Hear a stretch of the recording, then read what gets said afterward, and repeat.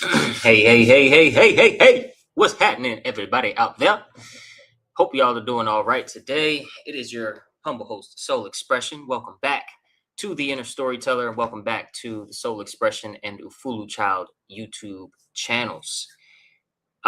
Please remember at some point to like the video. Please remember at some point to subscribe to the channels. As you know, this podcast is going to be here regardless, but I do have the goal, the aspiration to monetize YouTube presence. And so if you don't subscribe, well, I just won't be able to do that. So click those buttons, especially if you like the content, but you click it anyway, you can click it anyway. Yesterday, the title of the video was the same, a contradiction in the Christian tradition. And today is part 2, because we're just going to kind of build on what we talked about yesterday. We spent a lot of time on 2 things yesterday, one being the Garden of Eden and the other being the concept of long suffering. The Garden of Eden story is very peculiar and interesting to me because it casts a wide, all-encompassing shadow over the entire notion that the God of this Bible, is the God of the universe with, proper, critical, precise, and logical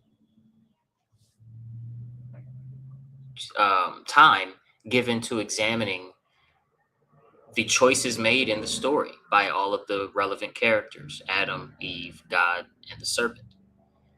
I talked about how some of the way that the punishments were given out after the sequence of choices that God made look and feel disproportionate to the offense, right? The offense was a disregard for a single instruction. And yet all of these things that were just recently deemed good by the God that created them were eternally punished, right? Adam and Eve were eternally punished. The serpent was eternally punished. The earth itself, which was also declared good, was eternally punished. Everybody gets a punishment because of the sequence of events that led to the disregard of the instruction. But, and one of the key points that I made was that because a lot of theologians and a lot of Christians will put forth the argument that because free will was granted to Adam and Eve, and they used their free will, basically, almost you could say, almost abused their free will and disobeyed their creator, that means that the mistake is human generated and not God generated. And I put my, postulate that because these newly formed humans were placed in direct proximity to the most conniving, most practiced liar of all of the cosmos, and were given no mental defense, no capacity for discernment, no no time to develop discernment, no social interactions, that could lead up to this moment when Eve was tempted by the snake and then Adam was tempted by Eve. There's just nothing that they were given that could help them weigh the consequences of their current actions. And they were placed again in direct proximity to the adversary. Some postulate, a lot of very smart people's very well studied, way more studied than me on biblical texts and scrolls and dogmas and doctrines. They say that the serpent in the Garden of Eden story is Satan. Some say that's not true. Some say that it's just a demon, or it's just, some something else.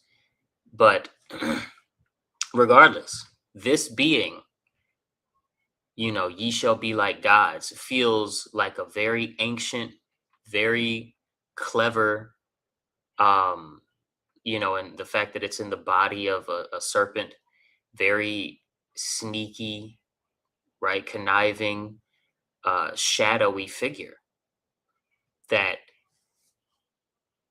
has a capacity for manipulation and deceit. And Adam and Eve are just so, naive about everything, and God made them that way. Pardon me, right? God made them that way on purpose. God made the serpent with the serpent's capacities on purpose. Then, when when she's tempted and he's tempted, and then God comes back from somewhere else and is like, "Where y'all at?" And then they come out, "Sorry, we were just embarrassed because we're naked." It's like, these are the most naive people ever. You embarrassed because you're naked, but you're talking to God. These are people that have no kind of just no mental fortitude and experience with life and mental toughness at all. And they were made specifically this way in the story. There's nothing else that influenced their creation and their ability to discern, except God breathed air into Adam and then took Adam's rib and made Eve so he can have a companion. That's how they were made. So whatever mental capacities and ability to speak and understand what God is instructing and understand things, all of that capacity was given in that breath, so far as we can tell from how it's written. And nonetheless, after the instruction was disregarded, we all got punished forever. Not only did we all get punished forever right then, but as that story continues, if y'all know, these first 5 books, first 10 books even, there's just all of these moments where God is ready to just wipe humanity off the face of the earth and just be done with all of us. And the punishments keep escalating, and whole villages are massacred on God's command. And there's just all of this vitriol and violence for his own creation, when he's able to speak directly, not able, when he's choosing to speak directly to people in the story. I digress. um what we're not doing is bashing faith systems. What we're not doing is calling people stupid for having faith systems. And what we're not doing is being too fast to conclude that I'm right on something, or that I have, my way of thinking is the only way. Right?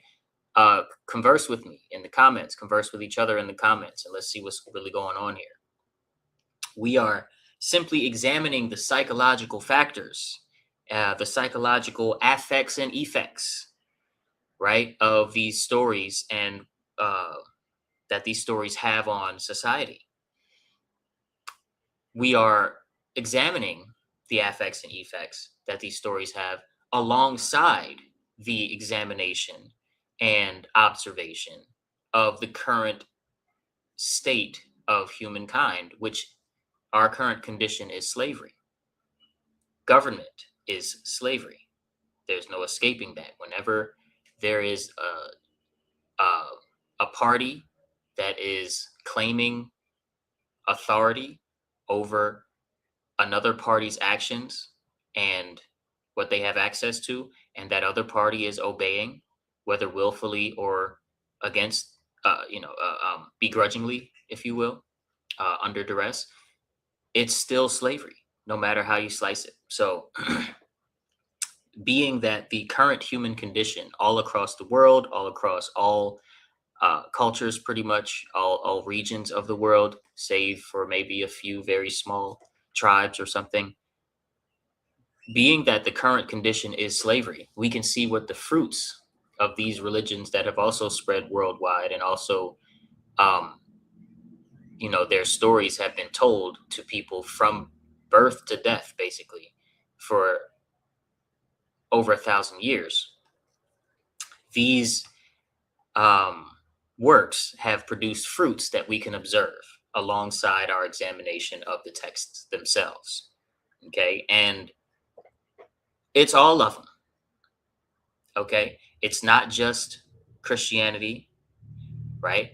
It's not just the Western three at the bottom of this slide here, Christianity, Judaism, and Islam. It ain't just that, right? It's the stuff above it as well that comes from the East, that comes from esoteric, occult sciences, um, Gnostic, takes non-canon scripture, or that they wrote down and thought it was scripture, and then it was decided by Rome that nope, that doesn't count as scripture. All of it contributes to the current human condition, because all of it was introduced and spread in such a way that it played a huge part in how art and music and the idea of schooling and education, where human beings should be by a certain age, all of these things, how they were built and the foundations they were built on, and then the ideas of nations and the idea of a country and all of that, all of these things were built on all of these religions. And there's never been a king or queen or royal family of any kind, or government for that matter, that didn't have the nod from the priest class, because religion is the actual, you have the outward overt religion, and then you have the inward, the covert religion, the quiet religion, the religion that you don't know who that pope is, you don't know who that leadership is, and you don't really know what their rituals are. Covert religion is at the very top of the pyramid. Overt religion would be right under that. And of course, you got the banks, the governments, and the giant corporations under that. And then under that, you have police and military. And right at the very bottom, you have little old me. So, one of the things that I would love to really, really, really hammer home before we get into the inversion in the story, the good inversion in the story that I believe the Christ character, serves the purpose of introducing and facilitating, and why I love Christ so much, is this quote right here by Jordan Maxwell. And it's one of the quotes that has shaped my understanding. And this is one of the people that has helped shape my understanding into what it is today. So Jordan Maxwell says, "Nothing in this world operates the way you think it does." And this is somebody who took in and read information like a machine. Okay, this is not somebody who's just saying flippant things that he thinks sounds good because he wants to sell books or something. No, this is somebody that when he tells you nothing in this world operates the way that you think it does, you better believe he knows what he's talking about. Okay, Jordan Maxwell was a wealth of information, and I hope he's doing good in the afterlife. So next he says, banks do not loan money. What? Banks do not loan money. Yeah, because we don't have any money. Governments are not empowered to protect you. They are empowered, however, to protect themselves against you. The police department is not here to serve you. It is here to serve the government, what is actually getting the protection against you. It's not here to serve you. Institutions of higher learning, colleges and educational institutes, are not here to educate you. Because there's a huge difference between education and indoctrination, right? The entire superstructure of civilization in the Western world is a combination of brilliantly put together and planned, well planned, he says, schemes to direct the minds of people in such a way to serve their masters. And these masters are exactly who Christ waged war on. These self-proclaimed masters, these so-called masters, these masters that are only masters in real life because of our obedience. And if you strip our obedience from the equation, they cease to have mastery over anyone besides their own choices, right? These people are who Christ went to war against when he was here in the physical. And I made a depiction of one of these masters in my own sort of mind and put this together in Canva.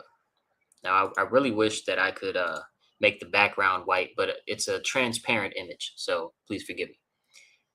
Now, what I have, as you can see, I have a man standing on the left, a beast creature that's on a leash in the middle, trying to violently, get to the man. And then we have this sledgehammer with the word misinformation written across the front, hammering in the peg that's holding the leash, which is holding the beast from reaching the man. The man represents the occult priest class at the very top of covert religion, which is at the very top of the pyramid structure of status and power in the world. This master psychologist, this dark occultist, this magician, sorcerer person that is ugly inside, okay, a psychopath, super egotist, self-centered is the manifestation of self-centered in a person, and ruthless or ruthlessness manifest in a person is not someone spending all of their time in robes in hidden rooms with weird pillows and weird candles doing seances and trying to summon Satan. Some of that does go down, but these people are actually spending their time in boardrooms making decisions on behalf of 9 billion people. They are in, you know, trustee masterminds and bankers meetings and medical, uh, you know, at the top of the medical industries in all of the countries, planning out the next, you know, big project. I would say global attack, but I'm not going to say that. They're planning their next big project. And their time, instead of being spent on, like I said, the Hollywood version of Satanism, is actually spent studying and mastering how to manipulate the minds of regular people. After all, most of our behavior patterns are predictable, which makes them vulnerable, right? And there are some people who can see very clearly who and what the beast represents in the middle. And before I tell you outright what the beast represents, I want you to just take a look at this picture. Notice that, like I said, the person with the suit on who looks like a regular human is the demonic, Satanist who's at the top of the food chain, wielding all of the power and decision-making power in our world, right? People that decided to do the COVID experiment, people that decided to do the 9/11 experiment and all of these things. He represents that force, okay? And I'm not trying to make claims as to how exactly that force operates, if it's one group, if it's a bunch of groups, if they actually talk to each other, across the whole world, or if it's a separate thing. I'm not making claims to that. I'm just simplifying the picture and saying this man represents that class, right, of parasite. And in the middle, the beast also represents something. So without further ado, I'll tell you, the beast actually represents us, the regular people. So, before I get into why I've made us look so crazy, um, put put a comment in the comments, uh, explaining what you thought the beast represented and why. And if you thought it was us, definitely comment that down. Now, we are the beast because in our obedience to these evil forces, we turn ourselves ugly. We turn ourselves ruthless, and we turn ourselves um wrathful, rage, into raging beasts. And what are we doing? We are trying to get to them. We turn ourselves into raging beasts, trying to become what they are. Now, we don't have an accurate picture of what they are. So, what we are trying to become is the most rich and the most happy and the most successful and the most powerful versions of ourselves. But we're going about it through sin. We're going about it through transgressions on other people and other people's stuff, as well as obedience to abusers of power and uh, manipulators of the mind. And our obedience to them gives us bad karma, as well as our transgressions against our fellow human being, how we treat each other, how we beat each other, how we rape each other, how we do all of these things to each other. And we're not in that class. And we're not following direct orders from a direct, let's say military higher up, most of us, most of the time, right? If you were touched when you were a child, is probably by some uncle or something, unfortunately. And so we turn ugly trying to be them, being so stressed out and so angry that we are not at the level of power and at the level of what we perceive as happiness and freedom that they are. We turn ourselves ugly trying to reach them. So that's why I made us there. And what keeps us in this, seemingly never ending fight against this leash is misinformation. What holds us back is not just the fact that we are uninformed, it's the fact that we are severely misinformed. We believe things that are untrue, and we refuse to believe true things. Okay. And last but not least, on my little picture thing, this is where we end up, right? Everything is fine. Keep shopping. And this is like a culmination of all of the ideas. So we grow up with stories that invert our idea of long suffering for the sake of others into the idea of long suffering and endurance in obedience to a system that completely depletes your energy at your expense and at the people who run said systems advantage, right?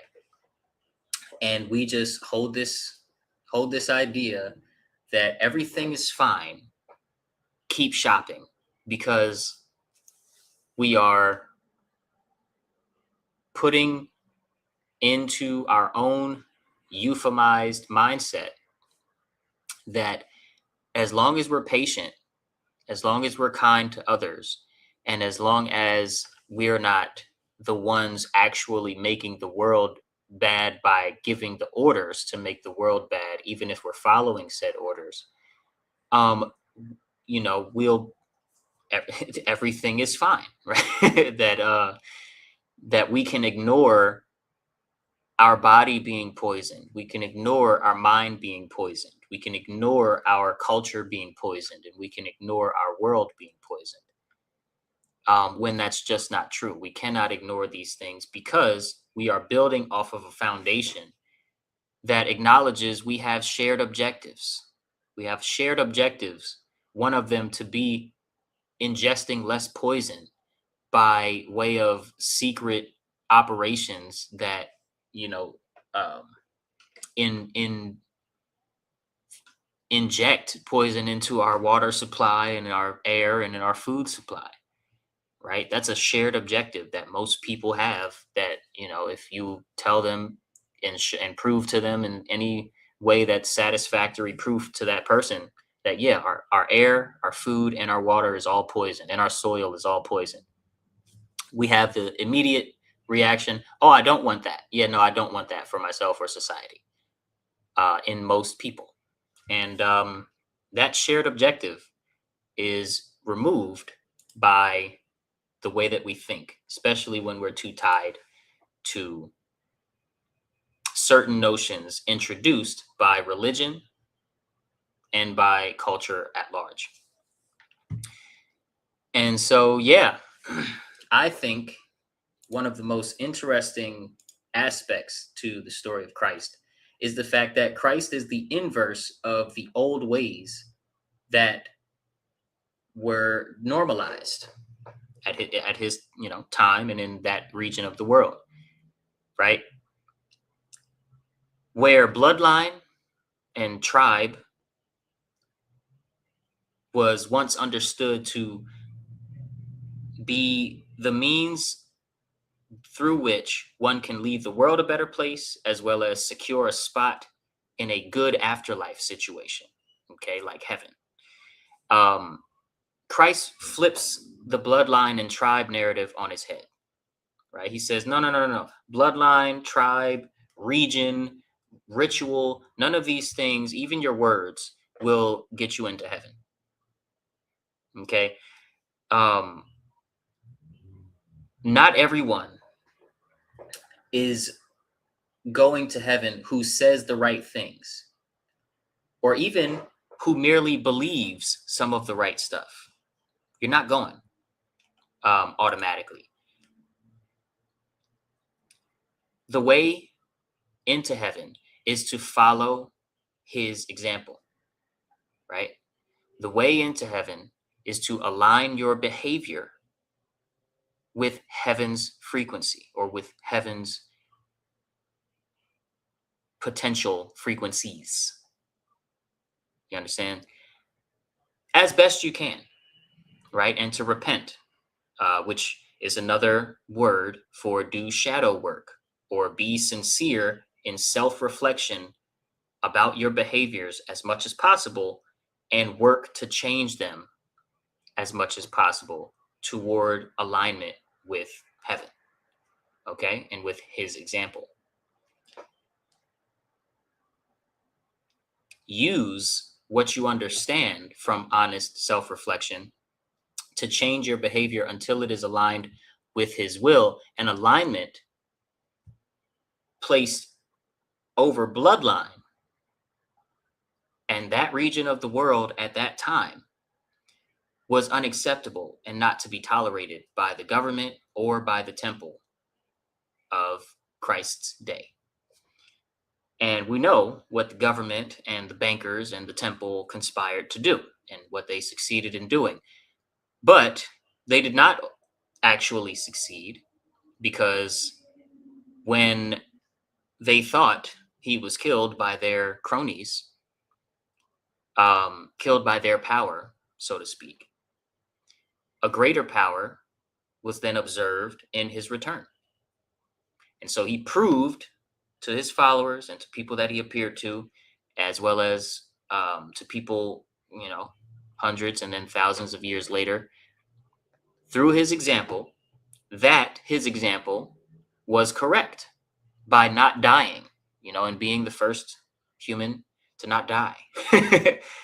Even though his physical body was indeed beaten and tortured so bad that it was rendered unable to continue housing a human soul, Christ's example still came with the necessary proof to turn a narrative that ran culture on its head and say, no, your bloodline, your tribe, your affiliation by your words, your rhetoric alone, and even, your belief, if you believe some of the right stuff, but you don't believe it strong enough to align your actions with my example, you ain't getting in. You ain't getting in. And that is a very beautiful truth, because that cuts past doctrine and dogma and cuts into, you know, being your brother's keeper and living the story that you're telling when you tell the truth. Telling the truth is halfway there. Living the truth is the final, lap. Um, no, living the truth is crossing the finish line. You know. So yeah, man.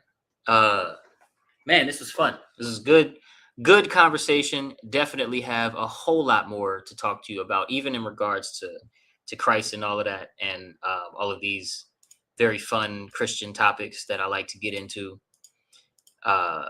Again, my name is Soul Expression. You are listening to and watching the Inner Storyteller podcast, and I should probably say something about the Inner Storyteller in closing as well. So I'll say this on the topics that I covered today.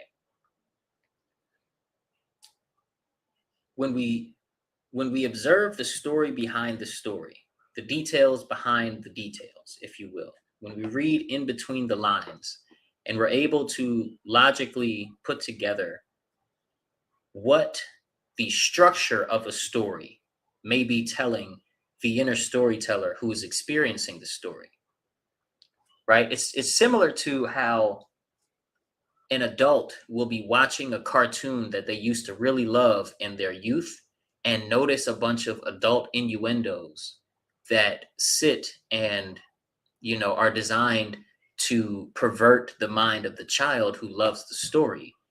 And then that adult is able to reflect on how embodying and rehearsing their favorite moments from this cartoon that they love so much actually did contribute to some perverted thought patterns and some perverted trains of thought that they've developed over time.